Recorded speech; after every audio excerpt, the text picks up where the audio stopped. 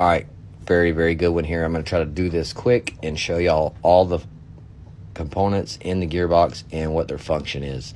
So, first component I'm going to show you is the spring and the spring guide. This goes into the piston and it compresses really tight, and that's what keeps pressure on the piston, and when it draws back, it's what lets it fire. That's where you get the compression from.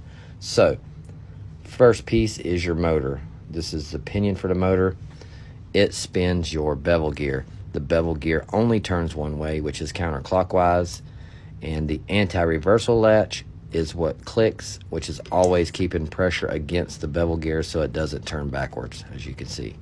So you got your motor, your bevel gear, your anti-reversal latch. Next is your spur gear, which is just the connector between the sector and the bevel gear. So this is just a connecting gear. Excuse me. Next is your sector gear. On your sector gear, you'll notice that there is a pin.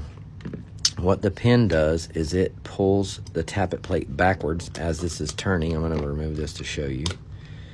And that is what loads the next BB. I'm going to take off the spring for the tappet plate. It always has forward pressure on it. So it is loading, and then it lets go, and now the BB's loaded into the hop-up. So next is your piston. Piston has a piston head and an O-ring. Next is your cylinder and your cylinder head and your nozzle. So in a nutshell, that is the components. This is your trigger mechanism, which is called a shuttle because it shuttles back and forth. Every time it makes contact, then you get the fire. So pretty easy components, not really much to it. Once you understand it, it's pretty well easy to put together and repair.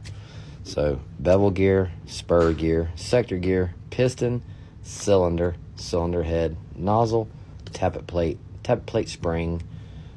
This is just a spring. This is a spring guide. Trigger, of course, trigger shuttle mechanism. This is just your wiring to your motor and the plug to your battery. Gearbox shell, and then you have another half that goes on top. And they all have bearings in them or bushings, which is this is bushings in this case. And that is your Airsoft in a nutshell, or in a gearbox shell, whatever. So thank you for watching, appreciate it. What a good question, and thank you for helping me make a very good video. Y'all have a great day. Don't forget to like and follow.